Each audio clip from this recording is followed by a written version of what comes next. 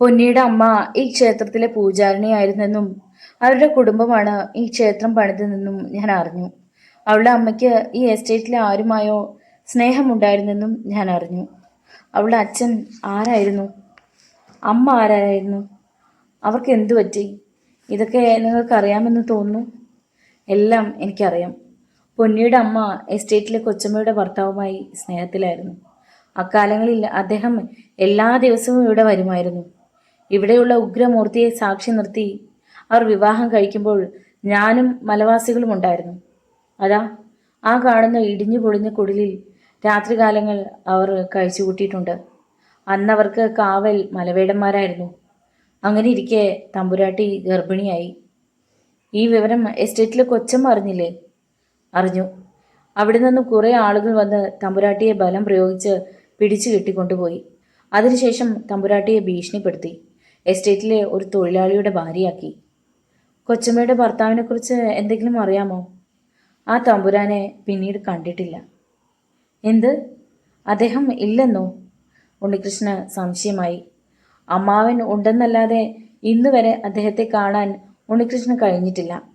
അമ്മായി അദ്ദേഹത്തെ മറച്ചു പിടിച്ചിട്ടാണ് സംസാരിക്കുന്നത്. ആ തമ്പുരാനെയും തമ്പുരാട്ടിയും എസ്റ്റേറ്റിലെ കൊച്ചമ്മ കൊല്ലിച്ചു എന്നാണ് പറയുന്നത്. ഉണ്ണികൃഷ്ണൻ മറ്റൊരു പുതിയ കഥ കേൾക്കുകയായിരുന്നു. ജഗദമ്മായി ഒരു വലിയ രഹസ്യമായി അയാൾക്ക് തോന്നി. അവരുമായി ബന്ധപ്പെട്ട രഹസ്യങ്ങളുടെ പല ചുരുളുകളും ഇനിയും അഴിയാനുണ്ടെന്ന് ഉണ്ണികൃഷ്ണന് ഉറപ്പായി. ഉണ്ണികൃഷ്ണനും പൊന്നിയുമായുള്ള അടുപ്പം ജഗദമ്മാമ്മയുടെ ഉള്ളിൽ ആശങ്ക വളർത്തി. പൊന്നിയെ അവർ ആദ്യമേ തന്നെ വെറുത്തിരുന്നു. അവളെ വിവാഹം കഴിപ്പിച്ചയച്ചത് തന്നെ അവരുടെ പ്രേരണ കൊണ്ടായിരുന്നു. പക്ഷേ അവരുടെ സങ്കല്പത്തിന് വിപരീതമായി ഭർത്താക്കന്മാർ മരിക്കുകയും പൊന്നി വീണ്ടും എസ്റ്റേറ്റിൽ മടങ്ങി വരികയുമാണ് ചെയ്തത്. മലമുകളിലെ ക്ഷേത്രത്തിൽ അവൾ കൂടെ കൂടെ പോകാറുണ്ടെന്ന് അറിഞ്ഞപ്പോൾ അവർ വീണ്ടും സംശയിക്കാൻ തുടങ്ങി. ആ ക്ഷേത്രത്തിലെ ദേവത ഒരു ഉഗ്രമൂർത്തിയാണെന്നും അവർക്കറിയാമായിരുന്നു. അന്ന് രാത്രി 8 മണിയായപ്പോൾ തോട്ടക്കാരനെ അയച്ച് അവർ റൈറ്റർ രഘുരാമനെയും കടുവാക്കുട്ടനെയും ബംഗ്ലാവിന്റെ ഔട്ട് ഹൗസിലേക്ക് വരുത്തി. ആ സമയത്ത് അമ്മായി അവരെ വിളിപ്പിച്ചതിൽ അവർക്ക് അത്ഭുതം തോന്നി. എടാ പളനിസ്വാമി, നീ ഇവർക്ക് എന്തെങ്കിലും കുടിക്കാൻ കൊടുക്ക്, അമ്മായി തോട്ടക്കാരനോട് പറഞ്ഞു. അതിനുശേഷം അവർ അകത്തെ മുറിയിലേക്ക് പോയി. തോട്ടക്കാരൻ ഒരു കുപ്പി റമ്മും 2 ഗ്ലാസുകളും വറുത്ത കാട്ടുപോത്തിന്റെ ഇറച്ചിയും കൊണ്ടുവച്ചു. സാധാരണ ചാരായം മാത്രം കുടിക്കാറുള്ള കടുവാക്കുട്ടന് കുപ്പിയിലെ നിറമുള്ള ദ്രാവകം കണ്ടപ്പോൾ നാവിൽ വെള്ളം മുറി. പളനിസ്വാമി കുപ്പി തുറക്കുന്നതിന് മുമ്പ് തന്നെ കുട്ടൻ അത് കയ്യിലെടുത്ത് കഴുത്ത് പിരിച്ച് ഗ്ലാസുകളിലേക്ക് ഒഴിച്ചു കഴിഞ്ഞു. വെള്ളം ചേർക്കാതെ തന്നെ അവൻ ഗ്ലാസ്സിലെ മദ്യം അകത്താക്കി. എടാ, വെള്ളമൊഴിച്ച് കുടിക്കടാ, രഘുരാമൻ പറഞ്ഞു. ഇനിയുള്ളത് വെള്ളമൊഴിച്ച്. ഇറച്ചിത്തുണ്ടുകൾ വായിലേക്ക് പെറുക്കി എറിഞ്ഞുകൊണ്ട് അവൻ പറഞ്ഞു. കുപ്പിയിലെ മദ്യം പകുതിയോളം തീർന്നു കഴിഞ്ഞപ്പോൾ ജഗദമ്മ അമ്മായി അകത്തു നിന്നും പളനിസ്വാമിയെ വിളിച്ചു. അത് കേട്ട ഉടൻ തന്നെ ശേഷിച്ച മദ്യവും ഇറച്ചി കൊണ്ടുവന്ന കാലി പ്ലേറ്റും എടുത്തുകൊണ്ട് അകത്തേക്ക് പോയി. അപ്പോൾ ജഗദമ്മ അമ്മായി അങ്ങോട്ട് കടന്നു വന്നു. ഞാൻ നിങ്ങളെ വിളിപ്പിച്ചത് അത്യാവശ്യമായൊരു കാര്യത്തിനാണ്. നിങ്ങൾക്ക് മനസ്സിലായി കാണുമെന്നും എനിക്കറിയാം. പളനിസ്വാമി അവിടെ വന്ന് വിളിച്ചപ്പോൾ തന്നെ എനിക്ക് കാര്യം മനസ്സിലായി, രഘുരാമൻ പറഞ്ഞു. കൊച്ചമ്മ വിളിക്കുന്നു എന്ന് കേട്ടപ്പോൾ തന്നെ ഇത്തിരി കട്ടിയുള്ള കാര്യമാണെന്ന് എനിക്ക് തിരിഞ്ഞു, കുട്ടൻ മീശ തടവിക്കൊണ്ട് പറഞ്ഞു. ജഗദമ്മ അമ്മായി അവർക്കെതിരായി കസേരയിലിരുന്നു. അവർ ഇരുന്നപ്പോൾ തന്നെ കസേര കവിഞ്ഞു. ആ സ്ത്രീയുടെ മുഖം ഒരു സാധാരണ സ്ത്രീയുടേതായിരുന്നില്ല, മറിച്ച് ഒരു പുരുഷന്റെ മുഖമായിരുന്നു അവർക്കുണ്ടായിരുന്നത്. പുരുഷനെന്ന് പറഞ്ഞാൽ ഏത് ക്രൂരതയും കാട്ടുന്ന ഒരു പുരുഷൻ. അവർക്ക് മുന്നിലിരുന്ന രഘുരാമനും കടുവാക്കുട്ടനും മദ്യപിച്ചിരുന്നത് കൊണ്ട് ജഗദമ്മ അമ്മായി മദ്യപിച്ചിരുന്നത് അവർ അറിഞ്ഞില്ല. ഓരോന്ന് ചെയ്യുമ്പോൾ അതിൻ്റെ പിന്നാലെ വീണ്ടും എന്തെങ്കിലും പ്രവർത്തിക്കണമെന്ന് അപ്പോൾ ചിന്തിച്ചില്ല. അവർ കണ്ണുകൾ ചുളിച്ചുകൊണ്ട് പറഞ്ഞു. എന്താ കൊച്ചമ്മ കാര്യം? കടുവാക്കുട്ടൻ തിരക്കി. അന്ന് നമ്മൾ ചെയ്തത് ആരും അറിഞ്ഞില്ല, ഇനി അങ്ങോട്ട് അറിയത്തുമില്ലെന്നാണ് ഞാൻ കരുതിയത്. പക്ഷേ അതറിയണമെന്ന് ആരെങ്കിലും വിചാരിക്കുമെന്നും ഞാൻ ഉദ്ദേശിച്ചില്ല. തെളിച്ചു പറ കൊച്ചമ്മേ, രഘുരാമൻ പറഞ്ഞു. അവൾ ഉണ്ണികൃഷ്ണനെയും കൂട്ടി മലയിലെ ക്ഷേത്രത്തിലേക്ക് പല തവണ പോയി. അവിടെ അവർ മലവേടനെ കണ്ടിട്ടുണ്ട് എന്നുള്ളത് തീർച്ചയാണ്. അയാളെല്ലാം പറഞ്ഞു കൊടുത്തിരിക്കും. മലവേടൻ എവിടെ ഉണ്ടോ? കുട്ടൻ ചോദിച്ചു. ഉണ്ടായിരിക്കണം. അയാൾ എന്തെങ്കിലും പറഞ്ഞു കൊടുത്തു കാണും. അല്ലെങ്കിൽ പൊന്നിയും അവനും ഇത്രമാത്രം അടുക്കില്ല. അന്ന് മലവേടനെ മല കടത്തി വിട്ടതാണല്ലോ. അതിനെന്താ? മലവർഗക്കാർ ഇനിയുമുണ്ടല്ലോ. അയാൾക്ക് വരാൻ പാടില്ലേ? അയാൾ ജീവിച്ചിരുന്ന നമുക്ക് അപകടമാണ്, രഘുരാമൻ ഓർമ്മിപ്പിച്ചു. അതെ അതെ, തമ്പി അദ്ദേഹത്തിന്റെ കാര്യവും പൊന്നിയുടെ അമ്മയുടെ കാര്യവും അയാൾക്കറിയാം. അതെ അതെ, ജഗദമ്മായി തുടർന്നു. പൊന്നിയോട് അയാൾ പറഞ്ഞു കൊടുത്തിട്ടുണ്ട്, ഇപ്പോൾ ഉണ്ണികൃഷ്ണനോടും. അതെ അതെ, പൊന്നി സാധാരണ പെണ്ണല്ല. ആ പയ്യൻ വന്നതിന് ശേഷം അവൾക്ക് ഇത്തിരി തണ്ട് കൂടുതലാണ്. അവനിപ്പോ അവളല്ലേ ചോറ് വെച്ചു കൊടുക്കുന്നത്. ഇനി ഇത് മുന്നോട്ട് കൊണ്ടുപോകാൻ സാധ്യമല്ല. ആദ്യം ഞങ്ങൾ എന്താ ചെയ്യുക? കടുവക്കുട്ടൻ ചോദിച്ചു. കുട്ടൻ ആദ്യം പോയി മാണിക്യം കങ്കാണിയെ വിളിച്ചുകൊണ്ട് വരണം. അയാൾ നല്ലൊരു വെടിക്കാരനാണ്, ഉന്നം പിഴക്കില്ല. ഇപ്പോ തന്നെയോ? എന്തിനാ ഇതൊക്കെ വൈകുന്നത്? കടുവക്കുട്ടൻ അപ്പോൾ തന്നെ അവിടെ നിന്നിറങ്ങി. അധികം വൈകില്ല. കുട്ടൻ സൈക്കിളിലാണ് പോയത്. മാണിക്യം കങ്കാണിയെ സൈക്കിളിന്റെ പിന്നിലിരുത്തി അവൻ അതിവേഗം സൈക്കിൾ ചവിട്ടിയെത്തി. മാണിക്യം കങ്കാണിയെ കാഴ്ചയ്ക്ക് തന്നെ ഒരു ആരാച്ചാരുടെ മട്ടാണ്. ഇരുവശത്തേക്കും പിരിച്ചുവെച്ച അണ്ണാന്റെ വാല് പോലുള്ള മീശ, തോള് വരെ വെട്ടിയിട്ട മുടി, കഴുത്തിൽ പുലിനഖം കോർത്ത കറുത്ത ചരട്, ബലിഷ്ഠമായ ശരീരം. അയാൾ ജഗദമ്മായിയെ താണു വണങ്ങി. പളനിസ്വാമി, ആ കുപ്പി ഇങ്ങ് കൊണ്ടുവാ, അമ്മായി അകത്തേക്ക് നോക്കി വിളിച്ചു. കുപ്പിയിലെ പകുതി റമ്മുമായി പളനിസ്വാമി എത്തി. അത് മാണിക്യം കങ്കാണിക്ക് കൊടുക്ക്, ഒന്ന് ഉഷാറാവട്ടെ. അത് പറഞ്ഞിട്ട് അമ്മായി വീണ്ടും അകത്തേക്ക് പോയി. മാണിക്യം കങ്കാണി കുപ്പി വാങ്ങി വായിലേക്ക് കമഴ്ത്തി. മുകളിലേക്ക് ഉയർത്തിയ തല കുപ്പിയിലെ മദ്യം തീർന്നപ്പോഴാണ് അയാൾ താഴ്ത്തിയത്. പളനിസ്വാമി കാലിക്കുപ്പി വാങ്ങി ആ മുറിയിൽ നിന്ന് പോയപ്പോൾ ജഗദമ്മ അമ്മായി ഇറങ്ങി വന്നു. മാണിക്യം, നിന്നെ വിളിച്ചത് ഒരു നല്ല കാര്യത്തിനാണ്. തരൂ അമ്മ, അവൻ കൈകൂപ്പിക്കൊണ്ട് പറഞ്ഞു. അന്ന് നിങ്ങൾ 3 പേരും കൂടി ചെയ്തത് ശരിയാവണമെങ്കിൽ ഇനിയും 3 പേർ കൂടി പോകണം. ആരൊക്കെയാണെന്ന് അറിയാനുള്ള ആകാംക്ഷയോടെ മാണിക്യം കങ്കാണി അമ്മായിയെ നോക്കി. ആദ്യം മലവേടനെ തട്ടണം. അയാൾക്ക് നമ്മുടെ രഹസ്യമെല്ലാം അറിയാം. അത് കഴിഞ്ഞ് അവളും അവനും. ആ പയ്യൻ കൊച്ചമ്മയുടെ ബന്ധുവാണെന്നാണല്ലോ പറയുന്നത്. എന്തോന്ന് ബന്ധു? ശത്രു എങ്ങനെയാ ബന്ധുവാകുന്നത്? എന്നെ നിങ്ങളീ തൂക്കുമരത്തിൽ കയറ്റാനാണ് അവൻ വന്നിരിക്കുന്നത്. അതുകൊണ്ട് അവൻ ബന്ധുവാണോ ശത്രുവാണോ? ശത്രുവാണ് കൊച്ചമ്മേ, രഘുരാമൻ പെട്ടെന്ന് പറഞ്ഞു. അങ്ങനെ പറ. മലവേടൻ ഇനിയൊരു നിമിഷം പോലും ജീവിച്ചിരിക്കാൻ പാടില്ല. അവനൊരു മന്ത്രവാദി കൂടിയാണ്. ഞാൻ ഏറ്റു കൊച്ചമ്മേ, മാണിക്യം കങ്കാണി ചങ്കിൽ മുഷ്ടി ചുരുട്ടി ഇടിച്ചുകൊണ്ട് പറഞ്ഞു. എങ്കിൽ ഇനി അമാന്തിച്ചിട്ട് കാര്യമില്ല. ജഗദമ്മായി അകത്തേക്ക് പോയി മടങ്ങി വന്നു. അവരുടെ കയ്യിൽ ഒരു ഇരട്ടക്കുഴൽ തൂക്കും ഒരു ചെറിയ പെട്ടിയും ഉണ്ടായിരുന്നു. ഇതിൽ 4 തോട്ടിയുണ്ട്. ഏതെങ്കിലും ഒന്ന് പെശകിയാൽ ഒന്ന് കൂടുതൽ വെച്ചിട്ടുണ്ട്. നാളെ രാത്രിയിൽ മലവേടന്റെ കഥ കഴിച്ചിരിക്കണം. അവർ തോക്ക് മാണിക്യം കങ്കാണിയുടെ കയ്യിൽ കൊടുത്തു. അവർ 3 പേരും ഒന്നിച്ചാണ് മടങ്ങിയത്. ഹോ, സമാധാനമായി, ജഗദമ്മ അമ്മായി ഔട്ട് ഹൗസിൽ നിന്ന് ബംഗ്ലാവിലേക്ക് നടക്കുന്നതിനിടയിൽ പറഞ്ഞു. രാത്രിയായിട്ടും പൊന്നി കണ്ണമ്മാളുടെ അടുത്തേക്ക് പോകാത്തതിൽ ഉണ്ണികൃഷ്ണ അത്ഭുതം തോന്നി. എന്താ പെണ്ണെ, നീ ഇന്ന് പോകാത്തത്? അയാൾ ചോദിച്ചു. എന്താ, ഞാനിവിടെ കിടക്കുന്നതുകൊണ്ട് പേടിയുണ്ടോ? അവൾ ചോദിച്ചു. എന്തോന്ന് പേടി? ആളുകൾ എന്തെങ്കിലും പറയുമോന്ന്? എനിക്ക് ആരെയും പേടിയില്ലെന്ന് നിനക്കറിഞ്ഞൂടെ? എന്നാലും അതല്ല, ഞാനൊരു പാവപ്പെട്ട പെണ്ണല്ലേ, അതും എസ്റ്റേറ്റിലെ ഒരു കൂലിക്കാരി. പൊന്നി, നീ അതേക്കുറിച്ചൊന്നും പറയണ്ട. നിന്നെ കണ്ടപ്പോൾ മുതൽ എനിക്ക് നിന്നോട് താല്പര്യമാണ്. ഈ എസ്റ്റേറ്റിന്റെ ഉടമ ജഗദമ്മ അമ്മായി എന്ന് എല്ലാവരും വിളിക്കാറില്ലേ? അവരെൻ്റെ അച്ഛൻ്റെ സഹോദരിയാണ്, അപ്പച്ചി. ഞാൻ അവരെ അമ്മായി എന്നാണ് വിളിക്കുന്നത്. അത് കേട്ടപ്പോൾ തറയിൽ പായ വിരിച്ച് അതിൽ കൊടുങ്കൈയും കുത്തി കിടന്നിരുന്ന പൊന്നി പെട്ടെന്ന് ചാടി എണീറ്റു. സത്യമാണോ നിങ്ങൾ പറയുന്നത്? അതെ.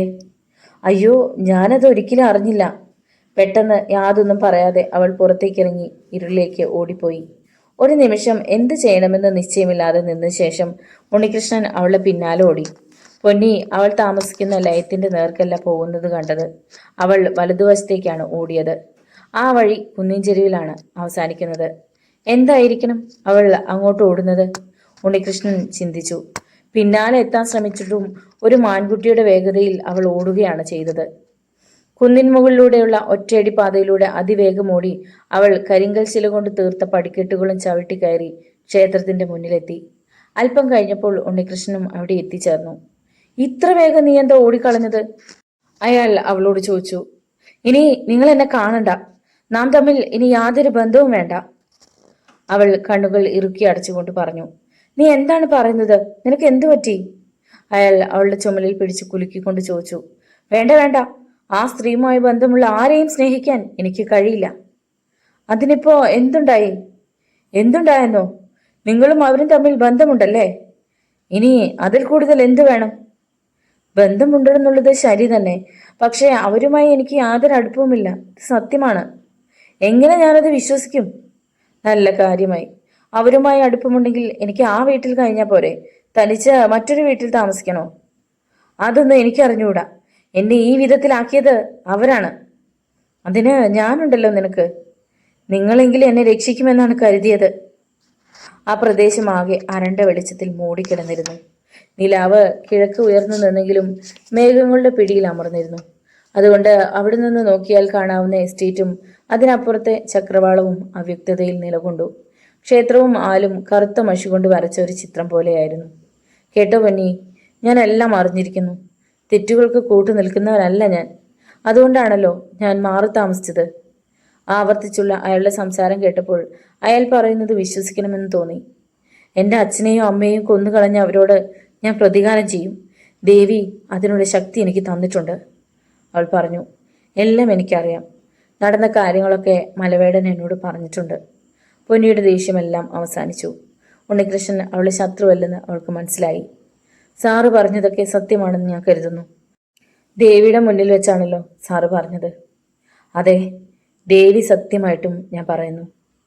അത് കേട്ടപ്പോൾ പൊന്നിക്ക് തൃപ്തിയായി. ഞാൻ സാറിനെ തെറ്റിദ്ധരിച്ച് ക്ഷമിക്കണം. ഇനി ഒരിക്കലും ഞാൻ സാറിനെ അവിശ്വസിക്കുകയില്ല. നമുക്ക് പോകാം. ശരി. അവർ ഒന്നിച്ച് മലയിറങ്ങി. പൊന്നി അയാളോട് തൊട്ടാണ് നടന്നത്. അവർ സംസാരിക്കുന്നതും നടന്നു പോകുന്നതും ആൾച്ചുവട്ടിലുണ്ടായിരുന്ന മലവേടൻ ശ്രദ്ധിച്ചിരുന്നു. അയാൾ അവരെ പിന്തുടർന്നില്ല. വീട്ടിലെത്തിയപ്പോൾ സമയം വളരെ കഴിഞ്ഞിരുന്നു. നീ കിടന്നുറങ്ങിക്കോളൂ, തൻ്റെ മുറിയിലേക്ക് കയറി വാതിലടച്ചുകൊണ്ട് ഉണ്ണികൃഷ്ണൻ പറഞ്ഞു. അത് രാവിലെ പൊന്നി എഴുന്നേറ്റ് ഉണ്ണികൃഷ്ണന് ചായ ഉണ്ടാക്കി കൊടുത്ത ശേഷം കൊളുന്തെടുക്കാൻ പോയി. കൊളുന്തെടുത്തുകൊണ്ടിരിക്കുന്ന മറ്റ് സ്ത്രീകൾ അവളെ ശ്രദ്ധിച്ചു. എസ്റ്റേറ്റിലെ പുതിയ റൈറ്ററുമായി അവൾക്ക് ബന്ധമുണ്ടെന്ന് അവർ ധരിച്ചു. അവർ ഉദ്ദേശിച്ച റൈറ്റർ ഉണ്ണികൃഷ്ണനായിരുന്നു. അവരെ എല്ലാം വിറപ്പിച്ചിരുന്ന രഘുരാമൻ നായരും മറ്റും പുതിയ റൈറ്ററുടെ മുന്നിൽ ചൂളിപ്പോകുന്നത് അവർ കണ്ടിരുന്നു. ആ നിലയ്ക്ക് പുതിയ റൈറ്ററുമായി അടുപ്പത്തിലായ പൊന്നിയെ അവർ ആദരപൂർവ്വം നോക്കി. അന്ന് വൈകുന്നേരം ഉണ്ണികൃഷ്ണന് വേണ്ടി ആഹാരം പാകം ചെയ്തു വെച്ച ശേഷം പൊന്നി കണ്ണമ്മളുടെ അടുത്തേക്ക് പോയി. രാത്രി 11 മണി കഴിഞ്ഞപ്പോൾ ഔട്ട്ഹൗസിൽ ജഗദമ്മ അമ്മായി കടുവാക്കുട്ടനെയും രഘുരാമനെയും മാണിക്യം കങ്കാണിയെയും വരുത്തി. മാണിക്യം കങ്കാണി തയ്യാറാണല്ലോ? അവർ ചോദിച്ചു. അതെ, ഇന്ന് 12 മണിയാകുമ്പോൾ നിങ്ങൾ അവിടെ എത്തണം. മലവേടൻ അമ്പലത്തിലാണ് കിടന്നുറങ്ങുന്നതെന്ന് ഞാൻ കേട്ടു. നാളെ അയാളുടെ ശവം ആലിൽ തൂങ്ങിക്കിടക്കണം. കുട്ടൻ ഒരു കാര്യം ചെയ്യണം. ആ ഒഴിഞ്ഞ കെട്ടിടത്തിൽ താമസിച്ചോളൂ. ഉണ്ണികൃഷ്ണൻ വിളിക്കുന്നു എന്ന് പറഞ്ഞാൽ പൊന്നി ആ വീട്ടിൽ വരും. നാളെ അവൾ ആ എസ്റ്റേറ്റിൽ കാണരുത്. പറഞ്ഞത് മനസ്സിലായോ? മനസ്സിലായി. എങ്കിൽ പൊയ്ക്കോളൂ. ജഗദാമ്മമായി പറഞ്ഞതിൻ്റെ പൊരുൾ കടുവാക്കുട്ടന് മനസ്സിലായി. കൂട്ടിന് പളനിസ്വാമിയെയും കൊണ്ടാണ് അവൻ പോയത്. പളനിസ്വാമിയും കടുവാക്കുട്ടനും ജഗദമ്മ അമ്മായി നിർദ്ദേശിച്ച് വീട്ടിലെത്തി. രണ്ടുപേരും സാമാന്യം മദ്യപിച്ചിരുന്നു. കേട്ടോ പളനിസ്വാമി, നീ കണ്ണമ്മാളുടെ വീട്ടിൽ പോകണം. ആ പെണ്ണ് അവിടെ കാണും, തീർച്ച. ഞാൻ വിളിച്ചുകൊണ്ട് വരാം. ഞാൻ വിളിക്കുന്നെന്ന് പറഞ്ഞാൽ അവൾ വരില്ല. അതെനിക്കറിയാം. ആ സാറ് വിളിക്കുന്നതെന്ന് പറയാം, അപ്പോൾ വരും. അതിന് ഞാനൊരു വിദ്യ പറഞ്ഞു തരാം. സാറിന് സുഖമില്ലാതെ കിടക്കുകയാണെന്ന് നീ പറയണം. അപ്പോൾ അവൾ തീർച്ചയായും വരും. പളനിസ്വാമി ഒരു ടോർച്ചും എടുത്തുകൊണ്ട് കണ്ണമ്മാളുടെ വീട്ടിലേക്ക് തിരിച്ചു. ലയത്തിലെത്തി കണ്ണമ്മാൾ താമസിക്കുന്ന മുറിയുടെ വാതിൽക്കൽ അവൻ ചെന്ന് നിന്നു. കണ്ണമ്മ, കണ്ണമ്മ, അവൻ വിളിച്ചു. കണ്ണമ്മാൾ വാതിൽ തുറന്നു. ആ പെണ്ണ് എവിടെയുണ്ടോ? എന്താ പെണ്ണ്? പൊന്നി. എന്നാ? ആ സാറ് സുഖമില്ലാതെ കിടക്കുന്നു, വിളിച്ചോണ്ട് വരാൻ പറഞ്ഞു. എന്താ സാറിന് എന്തു പറ്റി? പെട്ടെന്ന് പനി വന്നു. പൊന്നി അവർ സംസാരിക്കുന്നത് അകത്തു നിന്ന് കേട്ടു. അവൾ പെട്ടെന്ന് ഹാഫ് സാരി ചുറ്റി പുറത്തേക്ക് വന്നു. ഈ രാത്രിയിൽ നീ പോവുകയാണോ? കണ്ണമ്മാൾ ചോദിച്ചു. സാറിന് സുഖമില്ല, ഞാൻ പോകും. പളനിസ്വാമി ബംഗ്ലാവിലെ വേലക്കാരനാണെന്ന് കണ്ണമ്മാളിന് അറിയാമായിരുന്നു. അതുകൊണ്ട് അവനോടൊപ്പം പൊന്നിയെ അയക്കുവാൻ അവർക്ക് സംശയം തോന്നി. പളനിസ്വാമി എങ്ങനെ സാറിനെ കണ്ടു? കണ്ണമ്മാൾ ചോദിച്ചു. സാറിന് കൊടുക്കാൻ കൊച്ചമ്മ പാല് നന്നായിച്ചു. അതുമായി ചെന്നപ്പോൾ സാറ് സുഖമില്ലാതെ കിടക്കുന്ന കണ്ടു. സാറ് പാല് കുടിച്ചോ? പൊന്നി ചോദിച്ചു. കുടിച്ചോന്നറിയില്ല. എങ്കിൽ ഞാൻ വരുന്നു. പിന്നെ കൂടുതലൊന്നും പൊന്നി ചോദിച്ചില്ല. പളനിസ്വാമിയോടൊപ്പം പൊന്നി നടന്നു. കടുവാക്കുട്ടന് കൊടുത്തിരുന്ന വീടും ഉണ്ണികൃഷ്ണൻ താമസിച്ചിരുന്ന വീടും ഒരേ തരത്തിലുള്ളതായിരുന്നു. കൂരിട്ട് നിറഞ്ഞതുകൊണ്ട് ടോർച്ചിൽ നിന്ന് താഴെ പതിച്ച പ്രകാശവൃത്തം മാത്രമേ ഇരുളിൽ നിന്ന് വേർതിരിഞ്ഞു നിന്നുള്ളൂ. കടുവാക്കുട്ടൻ കാത്തിരുന്ന വീടിന് മുന്നിൽ അവരെത്തി. പൊന്നി പെട്ടെന്ന് അകത്തേക്ക് ഓടിപ്പോയി. പളനിസ്വാമി പുറത്തുനിന്ന് വാതിലിന്റെ കൊളുത്തിടുകയും ചെയ്തു. അല്പസമയം കഴിഞ്ഞപ്പോൾ അകത്ത് കടുവാക്കുട്ടൻ അലറി നിലവിളിക്കുന്ന ശബ്ദം കേട്ടു. അയ്യോ, എന്നെ കൊല്ലല്ലേ, എന്നെ കൊല്ലല്ലേ! അവൻ നിലവിളിച്ച് പറയുന്നത് പളനിസ്വാമിയുടെ കാതുകളിൽ പതിഞ്ഞു. കുട്ടന് എന്തോ അപകടം സംഭവിച്ചിട്ടുണ്ടെന്ന് മനസ്സിലാക്കിയ പളനിസ്വാമി വാതിൽ തുറന്നു. അകത്തേക്ക് കയറാൻ അയാൾ മടിച്ചു നിൽക്കുമ്പോൾ പൊന്നി ആ വീട്ടിൽ നിന്നും ഇറങ്ങി വന്നു. ഒന്നും സംഭവിക്കാത്തതുപോലെ അവൾ നടന്നു പോകുന്നതാണ് പളനിസ്വാമി കണ്ടത്. അപ്പോൾ നടന്ന സംഭവം ഒരു സ്വപ്നമല്ലെന്ന് തോന്നിക്കുവാൻ അയാൾക്ക് സമയം വേണ്ടി വന്നു. പളനിസ്വാമി പതുക്കെ അകത്തേക്ക് കയറി. കുട്ടൻ ഭയന്ന് വിറച്ചു നിൽക്കുന്നതാണ് പളനിസ്വാമി കണ്ടത്. എന്താ കുട്ടാ, ആ പെണ്ണെന്താ പോയിക്കളഞ്ഞത്? പളനിസ്വാമി ചോദിച്ചു. അത് പെണ്ണൊന്നുമല്ല, ഒരു പിശാചായിരുന്നു. ഞാൻ നോക്കിയപ്പോ ഭദ്രകാളിയെ പോലെ ഒരു രൂപം നിൽക്കുന്നു. അതാ ആ തട്ടിന്റെ ഉയരത്തിൽ. എന്റെ കഴുത്തിന് പിടിച്ച് ഞെരിച്ചു കൊല്ലാൻ വന്നു. കഴുത്ത് തടവിക്കൊണ്ട് കടുവാക്കുട്ടൻ പറഞ്ഞു. എന്താണ് ഈ പറയുന്നത്? ഞാൻ പൊന്നിയാണല്ലോ വിളിച്ചുകൊണ്ട് വന്നത്. ഒരു പൊന്നിയുമല്ല, അതൊരു പ്രേതമായിരുന്നു. കുട്ടന്റെ മുഖം കണ്ടാൽ അവൻ ആകെ ഭയന്നുവെന്ന് തോന്നുമായിരുന്നു. പക്ഷെ പളനിസ്വാമിക്ക് അത് വിശ്വസിക്കാൻ കഴിഞ്ഞില്ല. നീ കുടിച്ചിരുന്നത് കൊണ്ട് അങ്ങനെ തോന്നിയതാ, പളനിസ്വാമി പറഞ്ഞു. അങ്ങനെയല്ല, ഞാൻ കണ്ടതാ. എന്നെ കൊല്ലാത്തത് ഭാഗ്യം. കുട്ടൻ തന്റെ അഭിപ്രായം സ്ഥിരപ്പെടുത്തുന്ന രീതിയിൽ പൊടുപ്പും തൊങ്ങലും വെച്ച പളനിസ്വാമിയോട് പറഞ്ഞു. എന്തായാലും എനിക്ക് വിശ്വസിക്കാൻ കഴിയുന്നില്ല. ഞാൻ ഏതായാലും എൻ്റെ പുരയിലേക്ക് പോവുകയാ. കടുവാക്കുട്ടൻ അവിടെ നിന്നിറങ്ങി. പളനിസ്വാമി അന്ന് കടുവാക്കുട്ടൻ്റെ വീട്ടിലാണ് കിടന്നത്. മാണിക്യം കങ്ങാണിക്ക് സംഭവിച്ചത് മറ്റൊരു വിധത്തിലായിരുന്നു. അയാൾ ഇരട്ടക്കുഴൽ തോക്കും വേട്ടക്കാർ ഉപയോഗിക്കുന്ന ലൈറ്റുമായിട്ടാണ് മലവേടനെ തേടിപ്പോയത്. ലൈറ്റ് കീഴ്പോട്ട് തെളിച്ച് അയാൾ മുകളിലെത്തി. പാത്തും പതുങ്ങിയുമാണ് അയാൾ നടന്നത്. ക്ഷേത്രത്തിനടുത്തെത്തിയപ്പോൾ മലവേടൻ ആൽച്ചുവട്ടിലിരിക്കുന്നത് കണ്ടു. അയാൾ ഇരിക്കുന്ന ഭാഗത്ത് നിലാവ് വീണിരുന്നു. മാണിക്യം കങ്കാണി ഇരുട്ടിലാണ് നിന്നത്. വെടിവെച്ച് കൊല്ലാനാണ് ജഗദമ്മമ്മായി അയാൾക്ക് നിർദ്ദേശം കൊടുത്തിരുന്നത്. ലക്ഷ്യം പിടിച്ച് അയാൾ അല്പസമയം നിന്നു. മലവേടന്റെ തലയ്ക്ക് നേരെയായിരുന്നു തോക്കിൻകുഴൽ. കാട്ടുപന്നിയെ വെടിവെക്കാനുള്ള തോട്ടയാണ് ഇട്ടിരിക്കുന്നത്. ആദ്യത്തെ കാഞ്ചി വലിക്കുമ്പോൾ തന്നെ തലച്ചോർ പൊട്ടിത്തെറിക്കണം. രണ്ടാമത്തെ വെടി മാറിലായിരിക്കണം. ഇതൊക്കെ കണക്കുകൂട്ടി മാണിക്യം കങ്കാണി കാഞ്ചി വലിച്ചു. ആ പ്രദേശത്തെ വിറപ്പിച്ചുകൊണ്ട് വെടിയുടെ ശബ്ദം മുഴങ്ങി. മലഞ്ചെരിവുകളിൽ അങ്ങുമിങ്ങായി അത് മാറ്റല് കണ്ടു. രണ്ടാമത്തെ വെടിയും പൊട്ടി. പുക മാഞ്ഞപ്പോൾ മാണിക്യം അത്ഭുതപ്പെട്ടു പോയി. മലവേടൻ ഇരുന്നിരുന്ന സ്ഥാനത്ത് ആരുമില്ല. എന്താണ് ഉണ്ടായത്? മാണിക്യത്തിന്റെ നാവ് വരണ്ടു. നീ ആര്? പിന്നിൽ നിന്നും ഘനഗംഭീരമായ ഒരു ശബ്ദം കേട്ടു. മാണിക്യം കങ്കാണി തിരിഞ്ഞു നോക്കി. നിൽക്കുന്നു മലവേടൻ. താടിയും മീശയും ജടകളും വളർത്തി ശരീരം മുഴുവൻ ഭസ്മപൂശി ആരെയും ഭയപ്പെടുത്തുന്ന ഒരു രൂപം പോലെ മലവേടൻ നിൽക്കുന്നതാണ് കങ്കാണി കണ്ടത്. നീ എന്താണ് ഇവിടെ കാണിക്കുന്നത്? മലവേടൻ ചോദിച്ചു. ഞാനൊരു കാട്ടുപന്നിയെ വെടിവെക്കുകയായിരുന്നു, വിറച്ചുകൊണ്ട് കങ്കാണി പറഞ്ഞു. ആലിന്റെ ചോട്ടിൽ കാട്ടുപന്നി ഇല്ലായിരുന്നല്ലോ. കങ്കാണി അതിന് മറുപടി പറഞ്ഞില്ല. അവിടെ ഒന്നും ഉണ്ടായിരുന്നില്ല, നീ വെറുതെ വെടിവെച്ചതാണ്, മലവേടൻ പറഞ്ഞു. മാണിക്യം കങ്കാണി വല്ലാത്ത ഒരവസ്ഥയിലായി. എന്ത് പറയണമെന്ന് അയാൾക്ക് നിശ്ചയമില്ലായിരുന്നു.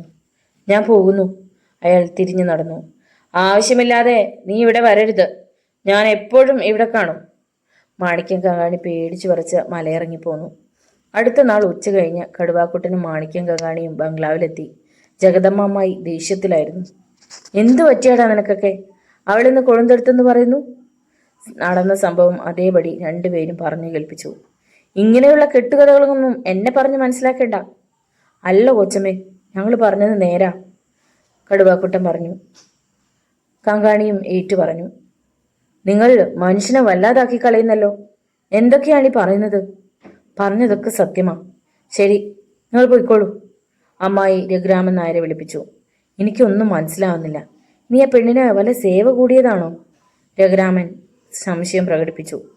എൻ്റെ സംശയം ആ ക്ഷേത്രത്തിലെ പ്രതിഷ്ഠ ഒരു ഉഗ്രമൂർത്തിയാണെന്നാണ്. അവളുടെ അമ്മ അവിടെയായിരുന്നല്ലോ. അതിൻ്റെ വല്ല ശക്തിയും ഇവൾക്ക് കിട്ടിക്കാണുമോ? ജഗദമ്മ അമ്മായി സംശയം പ്രകടിപ്പിച്ചു.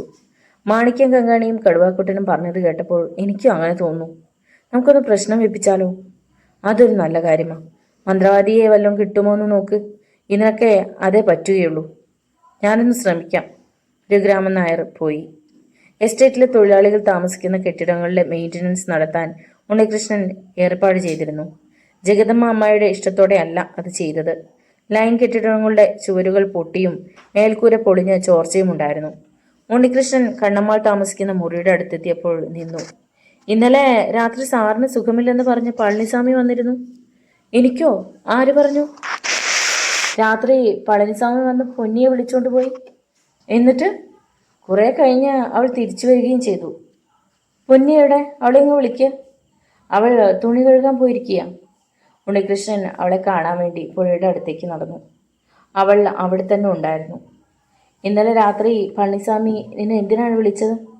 ഉണ്ണികൃഷ്ണൻ അവളോട് ചോദിച്ചു. സാറിന് സുഖമില്ലെന്ന് പറഞ്ഞു.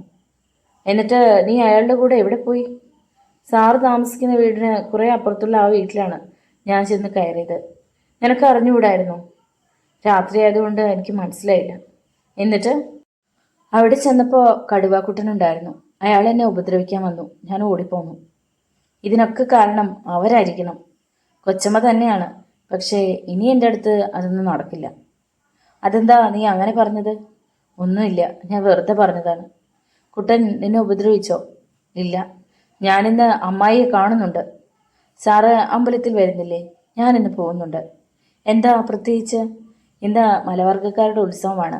ദേവി ഇന്ന് ആരുടെയെങ്കിലും ദേഹത്ത് പ്രത്യക്ഷപ്പെടും. നേരോ? എനിക്കതൊന്ന് കാണണം. സന്ധ്യയായപ്പോൾ ഉണ്ണികൃഷ്ണനും പൊന്നിയും മലമുകളിലെത്തി. ക്ഷേത്രത്തിന് ചുറ്റും കുത്തിത്താഴ്ത്തി വെച്ചിരുന്ന ഓടപ്പന്തങ്ങളിൽ നിന്നും വന്ന പ്രകാശം വ്യാപിച്ചിരുന്നു. പൊന്നിയെ കണ്ടപ്പോൾ മലവേടപ്പെണ്ണുങ്ങൾ ഓടി വന്ന് അവളുടെ കാൽക്കൽ നമസ്കരിച്ചു.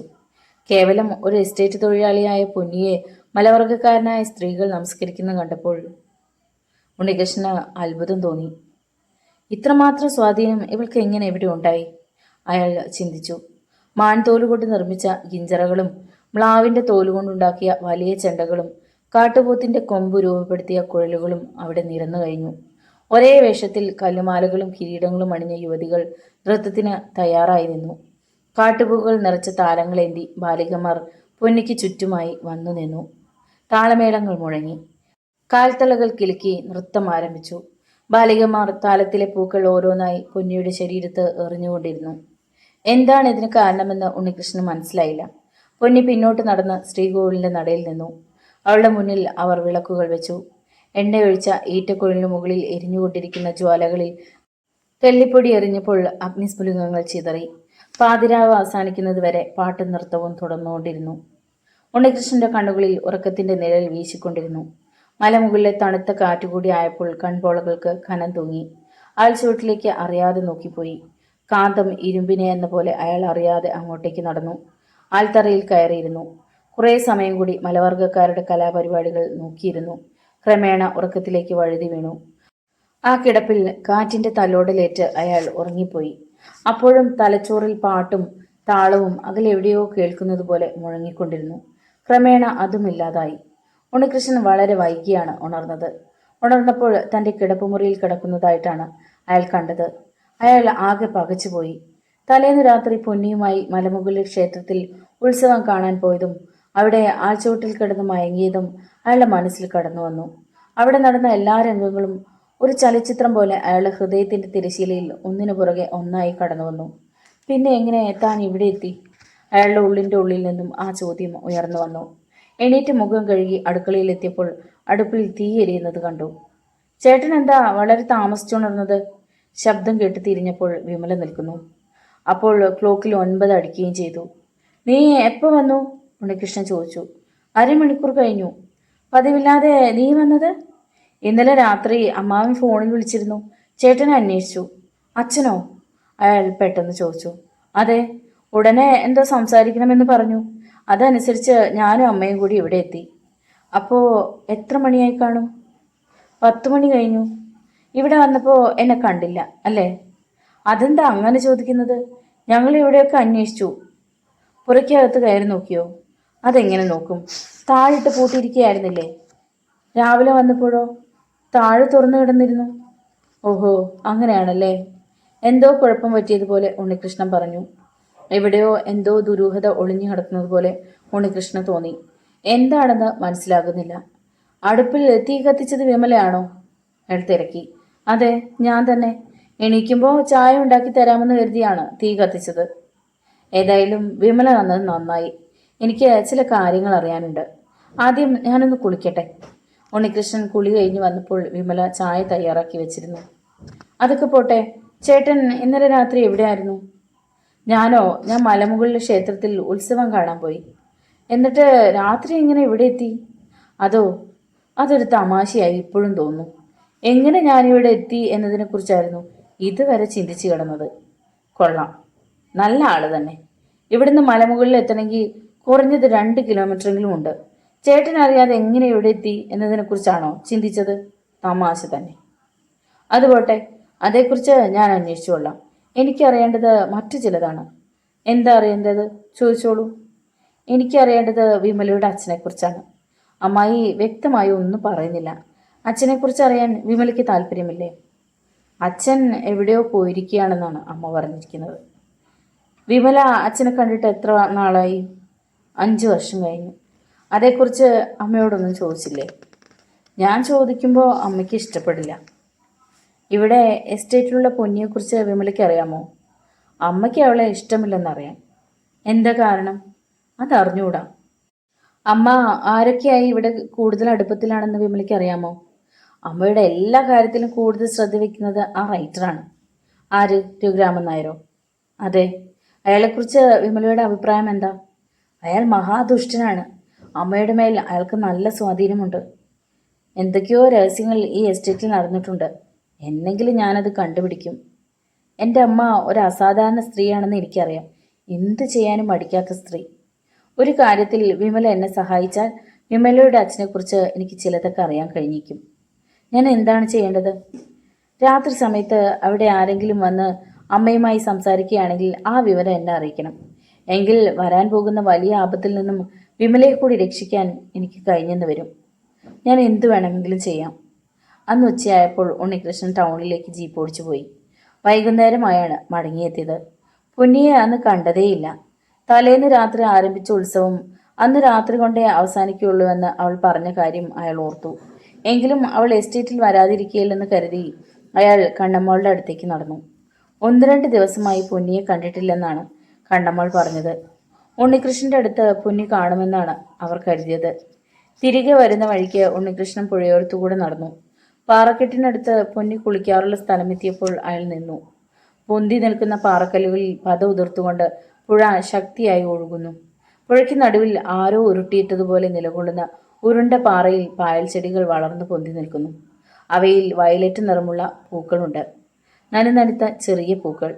തിരിച്ചു പോകാൻ ഭാവിച്ചപ്പോൾ അയാൾക്ക് പിന്നിൽ അപരിചിതനായ ഒരു മനുഷ്യൻ നിൽക്കുന്നു. മുട്ടറ്റം കീറി പറഞ്ഞ ഒരു വസ്ത്രമെടുത്ത് സാമാന്യം വലുപ്പമുള്ള ഒരു കോടാലിയും കൊണ്ടാണ് അയാൾ നിൽക്കുന്നത്. അയാൾ ഉണ്ണികൃഷ്ണനെ തുറച്ചു നോക്കി. ആ മനുഷ്യനെ ഉണ്ണികൃഷ്ണൻ ആദ്യം കാണുകയായിരുന്നു. കാഴ്ചയിൽ തന്നെ ഭീകരനെന്ന് തോന്നിക്കുന്നയാൾ. എന്തോ അർത്ഥം വെച്ചാണ് തന്നെ നോക്കുന്നതെന്ന് ഉണ്ണികൃഷ്ണൻ തോന്നി. നിങ്ങളാരാ? ഇവിടെ എന്തിനാ വന്നത്? ഉണ്ണികൃഷ്ണൻ അയാളോട് ചോദിച്ചു. അയാൾ അത് കേട്ടതായി ഭാവിച്ചില്ല.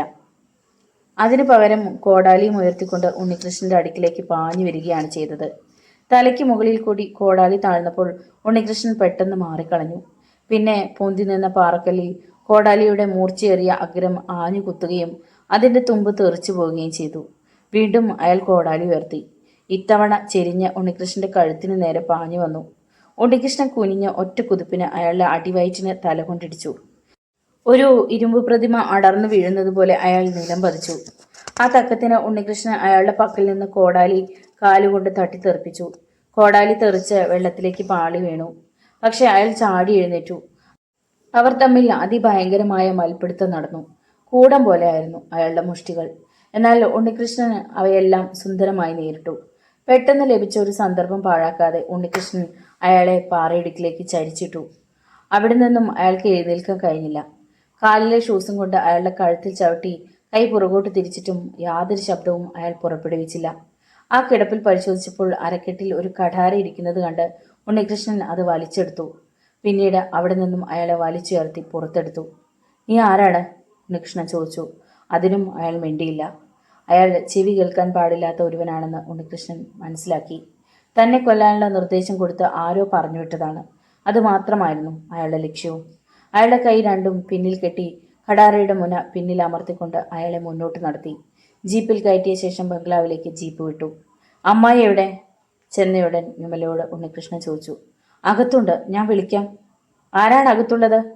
വാതിൽ കിടന്ന് ചെരുപ്പ് കണ്ടുകൊണ്ട് ഉണ്ണികൃഷ്ണൻ ചോദിച്ചു. രഘുരാമൻ നായരാ. ഓഹോ, അയാൾ ഇവിടെ ഉണ്ടോ? ഉണ്ട്. എങ്കിൽ ഈ മനുഷ്യനെ ഞാൻ ഇവിടെ ആക്കുന്നു. ഞാൻ വന്നുവെന്ന് അമ്മായിയോട് പറഞ്ഞേര്.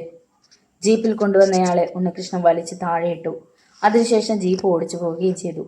ഉണ്ണികൃഷ്ണൻ പോയ ഉടൻ തന്നെ ജഗദമ്മ അമ്മായി പുറത്തേക്ക് വന്നു. ഇതാര്, മാർക്കണ്ഡനോ? ചുവരിൽ ചാരിയിരുന്ന ആളെ ശ്രദ്ധിച്ചുകൊണ്ട് അമ്മായി പറഞ്ഞു. ഇതാരാ അമ്മേ? ഉണ്ണിയേട്ടൻ ഇവിടെ ഇരുത്തിയിട്ട് പോയതാ. രഘുരാമൻ നായർ പിന്നാലെ ഇറങ്ങി വന്നു. എന്ത്, പോയ കാര്യം സാധിച്ചില്ലേ? അയാൾ ചോദിച്ചു. എന്തുപറ്റി? എന്താണുണ്ടായത്? പറയൂ. പഠിച്ച പണി 18 ഞാൻ നോക്കി. ആ പയ്യൻ നിസാരനല്ല. അതുവരെ നിശബ്ദനായിരുന്ന അയാൾ പറഞ്ഞു. നീ ആരാണെന്നോ എന്താണെന്നോ പറഞ്ഞോ? ഇല്ല കൊച്ചമ്മേ, ഞാൻ പൊട്ടൻ തന്നെയായിരുന്നു. പിന്നെ എങ്ങനെ നിന്നെ അവൻ ഇവിടെ കൊണ്ടുവന്നു? നീ എന്താ നോക്കി നിൽക്കുന്നത്? അകത്തേക്ക് പോ. വിമലയെ നോക്കിക്കൊണ്ട് അമ്മായി പറഞ്ഞു. വിമല അകത്തോട്ട് പോയി. കേട്ടോ രഘുരാമ, അവൻ എങ്ങനെയോ സംശയമുണ്ടായിട്ടുണ്ട്. അല്ലെങ്കിൽ മാർക്കണ്ഡനെ ഇവിടെ കൊണ്ടുവരികയില്ല. ഇനിയിപ്പോഴെന്ത് ചെയ്യും? കൊച്ചമ്മ, ഒന്നും പേടിക്കാനില്ല. ഇനി അങ്ങോട്ട് തുറന്ന യുദ്ധം തന്നെ. എന്തിനാ പേടിക്കുന്നേ? രഘുരാമൻ പറഞ്ഞു. ആ പിശാച് ബാധിച്ച പെണ്ണാ ഇതിന് കാരണം. അമ്മായി പൊന്നിയെക്കുറിച്ച് പറഞ്ഞു. ബാധിച്ചതൊന്നുമല്ല, അത് പിശാച് തന്നെ. എന്തൊക്കെയാണെങ്കിലും അവൾക്ക് ഏതോ ശക്തിയുണ്ട്. അല്ലെങ്കിൽ കടുവാക്കുട്ടനെ അവൾ ഓടിക്കുമോ? അത് കേട്ടപ്പോൾ ഞാനും സംശയിച്ചു. എന്താണെന്ന് എനിക്കും അറിയാൻ വയ്യ. കേട്ടോ രഘുരാമൻ നായരെ, ഇങ്ങനെ പോയാൽ സംഗതി പറ്റുകയില്ല.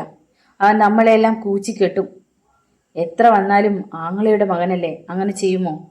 എടോ, സംഗതി അങ്ങനെയല്ല. അതിനുള്ളിൽ മറ്റൊരു രഹസ്യമുണ്ട്. തന്നോടായതുകൊണ്ട് ഞാൻ പറയാം.